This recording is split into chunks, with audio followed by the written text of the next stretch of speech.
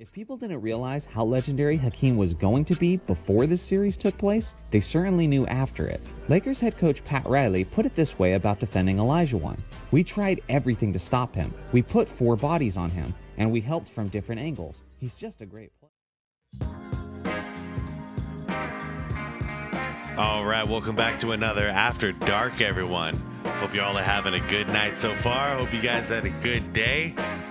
Wanted to check out this video by Johnny Arnett, and we all know him very well around here. This one piqued my interest because it's about Hakeem. The case for Hakeem as the GOAT center. And I'll put it this way. I would love him to be the GOAT center. He's actually my favorite center of all time. I think he has the complete package. He's, I mean, the most respectful and the best way I can put it is he's a big man version of Michael Jordan. The only difference was he didn't win as many championships. But outside of that, the guy literally does everything, every category he dominates in, offensively, defensively, rebounds, steals, blocks, shooting percentage, mid-range game, big man dominance, even though he should be a forward and he got stuck playing center most of the time. Like, he's got it all. So yeah, I'm going to enjoy this as far as the case for him being the GOAT. And I think the only thing that's going to come short is championships. But the guy does have 2 rings, so it does get him in that conversation. I just wish he had like 4 rings, and then I would just confidently say like he's the best big man of all time. But no matter what, he's gonna be my favorite big man of all time, and that's not gonna change unless somebody comes and takes that mantle from him. Anyways, I'm gonna link the original Johnny Arnett video down below, as I always do. So if you want to check out the channel and you haven't yet, been living under a rock and not seen Arnett's channel, link is down below for you guys, all right? Everybody else, please leave this video a like. I appreciate it, and it helps pump it out right in the beginning. So if you can do that right now, that helps out a ton. Yeah, let's do this, all right? Olajuwon, he was in the top 10 in 5 categories: steals, rebounds, block shots, scoring, and shooting percentage. Yeah. You know what I mean? To have a big guy of his size to be in the top 10 in steals. Now you can assume that he would be in blocks, which to me shows versatility of what type of guy he really was. Yeah, the Dream was my favorite because personal reasons. And the reason was he was a guy that I couldn't break. The 5 best centers, I'm glad you had to write them down. Hakeem to me is number 1. But why couldn't you break him? Because I couldn't get into his head. I remember one time I gave him a ball and he just laughed. nice elbow, brother. And then he came down and gave me a and shot a crazy fadeaway. Yeah, he gave me one of them. That's so awesome.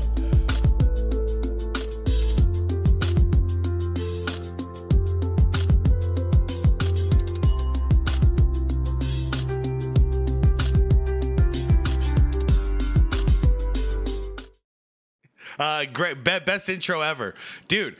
If you don't start the video with your intro, I'm gonna lose track and forget to call out the fact that this is the greatest YouTube basketball intro in the industry. Freaking love it. I do like that touch about giving us a little teaser though. That is fun. And yeah, man. Shout out to MJ. Shout out to Shaq. They know what's up when it comes to Hakeem. It's no secret that Hakeem Olajuwon is one of the greatest centers of NBA history. But when you stack up his accomplishments to the accomplishments of other great centers of NBA history, you have a stronger argument than many realize. Whoa. I don't remember this clip. Accomplishments of other great centers of NBA history. Now I wonder, was this before or after KJ dunked on Olajuwon's head? Was that payback? Or was this payback by Hakeem? You have a stronger argument than many realize for Hakeem to be considered the greatest all-around center of NBA history. Hakeem is one that's even better than advertised, and I'll prove it to you the way I always try to do, by starting from the beginning of his career and traveling through the course of it as we appreciate his legacy. All right, let's start with the Twin Towers. Olajuwon was selected with the first overall pick by the Houston Rockets in the 1984 draft. There was immediately lots of hype around this team, as fellow great big man Ralph Sampson was already on the Rockets roster. With the combination of the 7'4" Samson and the 7' Elijah, the Rockets were expected to quickly become serious threats in the Western Conference, and that's exactly what they did. Yeah, before we had the San Antonio big Twin Towers between Dave Robinson and Duncan, this was considered the Twin Towers. As they went from a 29-53 team to a 48-34 team after the addition of Elijah. As a 22-year-old in his rookie campaign, he averaged a stellar 20.6 points, 11.9 rebounds, and 2.7 blocks on 53.8% shooting while playing all 82 games. That's a damn good rookie year. It was excellent enough to make the All-Star team in his very first season. Unfortunately for him, I'm looking at this It release. was excellent enough to make the All-Star team in his... Look at that. Look at that release point. Look how high that is. Crazy. Yeah, no one's blocking that. And he went straight up into him. Straight up and fully extended. That's awesome. His very first season. Unfortunately for Hakeem, Michael Jordan was also a rookie that year, so Hakeem had to settle for runner-up for the Rookie of the Year award. Hakeem and Jordan were the only players that year to receive Rookie of the Year votes. Their season ultimately ended in the first round at the hands of the Utah Jazz, but in the following NBA season, they would shock the basketball world. Hakeem improved his scoring and defense with averages of 23.5 points, 11.5 rebounds, and 3.4 blocks on 52.6% shooting, leading his Rockets to a 51-31 record, but it would be in the playoffs where they would show what they were capable of. In the first round, they swept the Sacramento Kings in 3 games. In the second round, they defeated the high-octane offense of the Denver Nuggets in 6 games. And in the Western Conference Finals, they shockingly upset the defending champion Los Angeles Lakers. Guys, this shot. Imagine winning a game with this shot. And in the Western Conference Finals, they I mean, it happened so fast. That low definition from the Denver 80s, Nuggets man. in Hold 6 on. games. And in the Western... Hold up. Is that him? Conference Finals. Nope. It's so blurry. All right, that's him. I'm not going to be able to show this properly.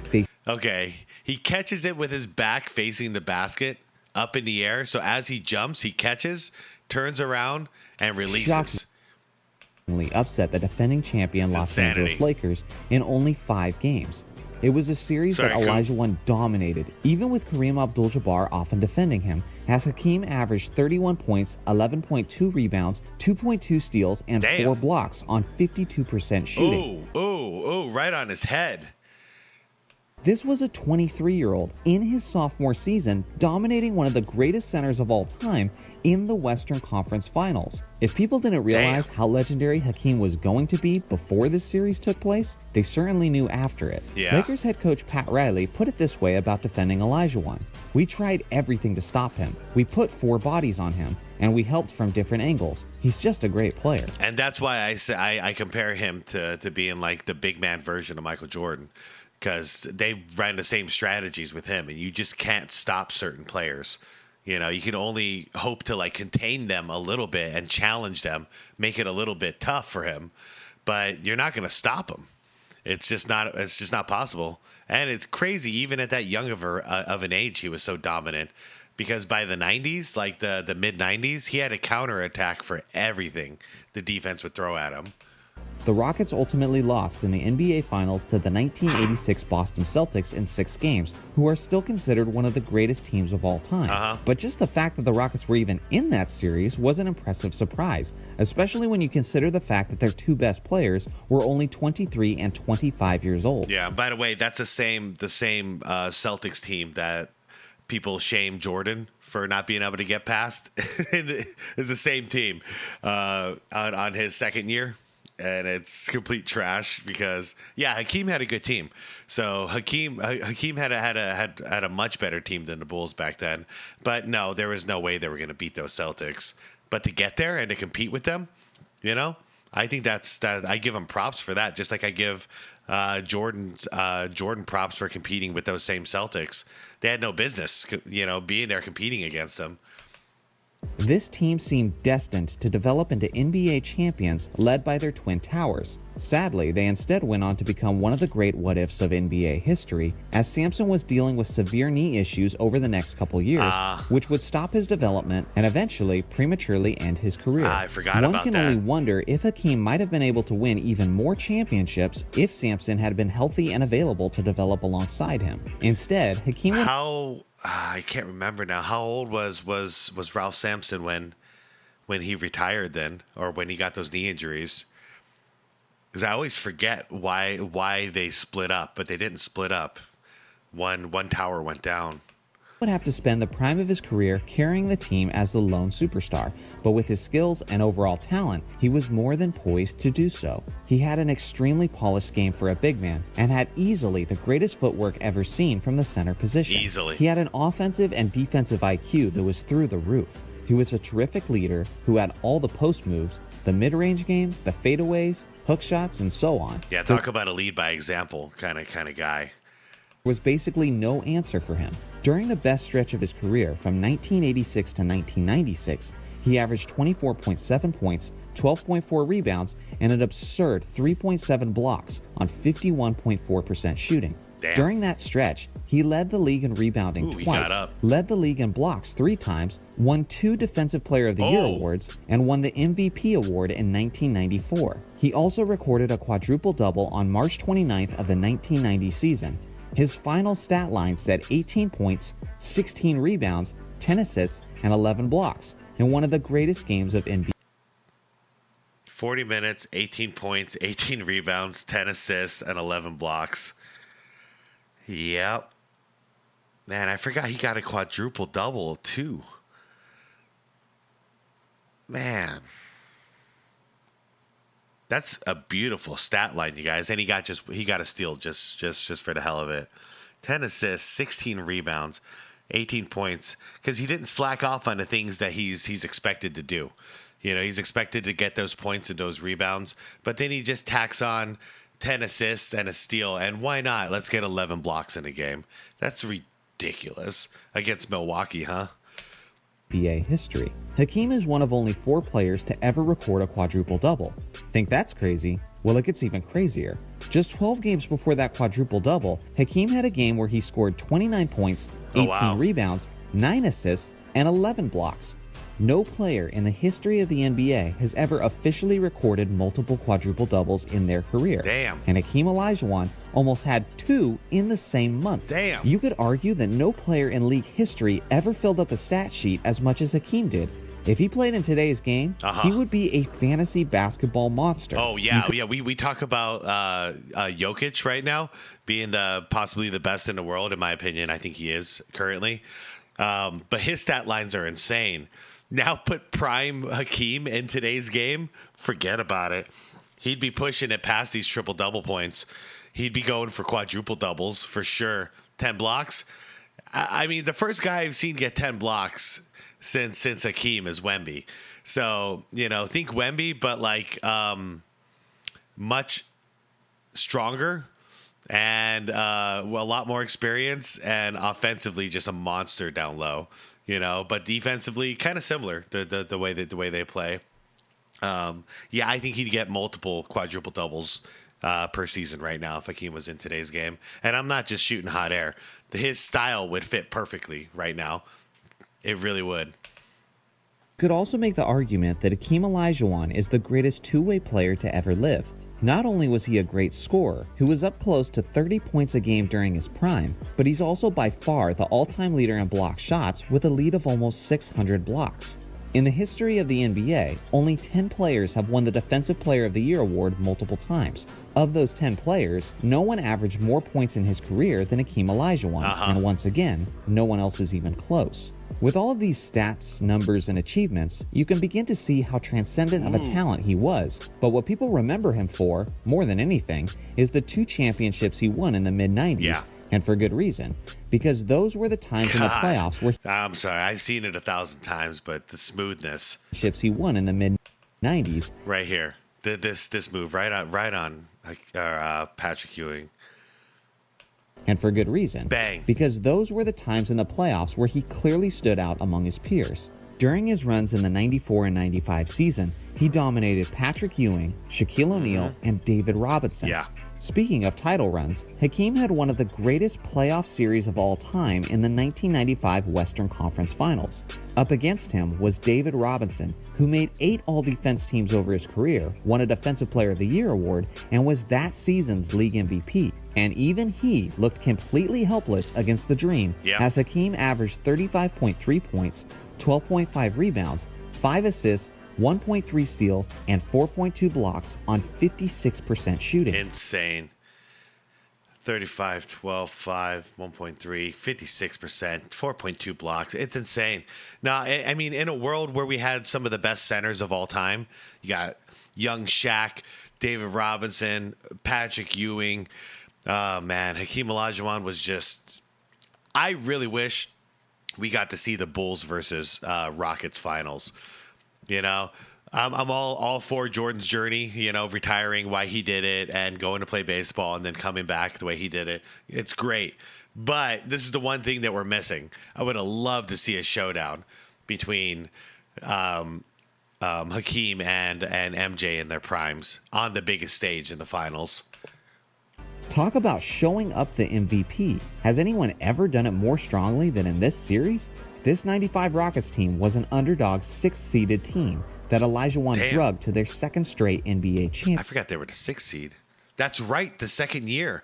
Because I've heard Kenny Smith talk about it. They were struggling, and then they just ramped it up at the end. Championship. I'm going to ask you something, and I want you to think about it for a minute. When's the last time that a player could say that he won back-to-back championships as the lone all-star on his team? LeBron can't say that. Kobe can't say that. Neither can Jordan, Magic, Isaiah, or even Bill Russell. Hakeem Olajuwon is the only player in NBA history to win back-to-back NBA championships as the only all-star on his team. Was Clyde Drexler not on that second team? Am I tripping and way off base here? I thought Clyde was on that second team. I know he was older, but I thought he was there. If that doesn't tell you how good this man was, absolutely nothing will. As far as where he ranks among the greatest centers of all time, in my opinion, he's right there with Shaq. I'm even tempted to say he's ahead of Shaq. I know that's an extremely unpopular opinion. It is, but I actually have Hakeem above Shaq in my GOAT list. That one's hard. I have to treat these two kind of like I treat Magic and Bird. Like they're kind of like a 1A, 1B kind of situation, because like I really want to just put them on the same number. So that one gets tricky, and Shaq does have more at the, you know, he has more championships, but at the same time, Shaq was less important in one of those championships. You know what I mean? So he's got 4, but one of those really belongs to D Wade, you know, the finals MVP. And the 2 championships that Hakeem got, he's the guy. You know, he took the team on his back and just brought them to the finish line. That's a hard one. You guys let me know in the comments on your GOAT list. Who do you have first? Is it Hakeem or is it Shaq? Because I'm glad to hear, Johnny, I'm glad to hear you struggle with this one too. Because it's a really, really tricky one. Who's the better center? I got to say Hakeem. And if it wasn't for those 2 championships that Shaq has, this would be a no-brainer for me. But I just feel like he dominated the game in more ways than Shaq did, from his overall skill set to his defense to the quadruple-double tendencies and so on. You also have to consider what they accomplished and who they had supporting them. Hakeem won 2 championships with no all-star support. If you give a prime Hakeem Olajuwon 8 years of a young and lethal Kobe Bryant, he's at least doubling his championship total. Yeah, and a prime, you're going to do it. I'm going to shut up. Throw in a year with Dwayne Wade, where he averaged 35 points in the NBA Finals, and it's a wrap. Hakeem's legacy becomes one that's out of this world. Well, he also had, what was it, total of 3 years with Dwayne Wade, I think? Prime Dwayne Wade, by the way. Yeah. Hakeem could have won a buttload of championships if he had these guys. Let me know your thoughts in the comment section. If you were to take any center in NBA history and put him on your favorite team in the modern NBA, How many centers would you take ahead of Hakeem? This should be an exciting comment section. Thanks for watching as always. Make sure to like and subscribe for more NBA content, and I'll see you guys in the next video. Yep. There's your like. Obviously, subscribe. Boom. Hey, man. I'm glad you took your music back. That music fit this video perfectly. I'm glad you still use it sometimes, Johnny. Okay, so the question you posed at the end. Okay, I'm gonna wild card you because I've had to do this so many times while chatting with my buddies and talking about my starting five. Wild card. He's actually gonna be my power forward. I'm gonna revisit a Twin Tower situation, but I'm gonna go Shaq at the center, Hakeem at the 4. And then I got, oh man, I might as well just do the starting 5. It fluctuates sometimes, you guys. I typically go Magic at the 1. And lately, here I've been going Magic at the 1, Kobe at the 2, MJ at the 3, Hakeem at the 4, and Shaq on center. But then sometimes I think like, okay, outside of Kobe, like we don't really have any 3-point shooting. But then I kind of want Kobe out there shooting threes because I got Hakeem and I've got MJ taking care of the mid-range for me while I got the big man right down in the middle. And the passing game between Magic and Shaq, forget about it. Like, but then sometimes I think, what if I replace Magic with Steph? So we have lights out 3-point shooting and then Kobe for the ISO. We got 2 guys on the block with Jordan and Hakeem, and no matter how many threes Steph decides to jack up, we got Hakeem and Shaq getting those rebounds. You feel me? Like, so I don't know. That one's, I'm always gonna have a hard time with that because I could literally, I would love to just play multiple lineups with that, but yeah, that's my lineup, man. Anyways, let me know what you guys thought. Leave the video a like if you haven't yet. I'd appreciate it. Subscribe to the channel if you want more content like this. And go check out Johnny's channel if you want more stuff like this because his channel is fantastic. Recently, I heard from a couple of you guys that you found his channel through mine. And that makes me so freaking happy. So incredibly happy that we're pushing some traffic his way because Mr. Arnett, I do believe you deserve about 1 million subs at this point. I don't even know where you're at. You are at 196. Ooh, almost 200, buddy. That's awesome. All right, let's get him to 1 million and see if he still remembers the little guys like me. All right, I'm out of here, you guys. Have a wonderful, peaceful, safe night. Be good to your loved ones. Tell your loved ones you love them. And just enjoy your time. All right, I'll see you all in the comments. Let me know what your starting 5 is going to be, or at least if you don't want to list your starting 5, tell me what you thought about my rotation of starting 5. And yeah, I'll see you guys there. All right, peace out, everybody.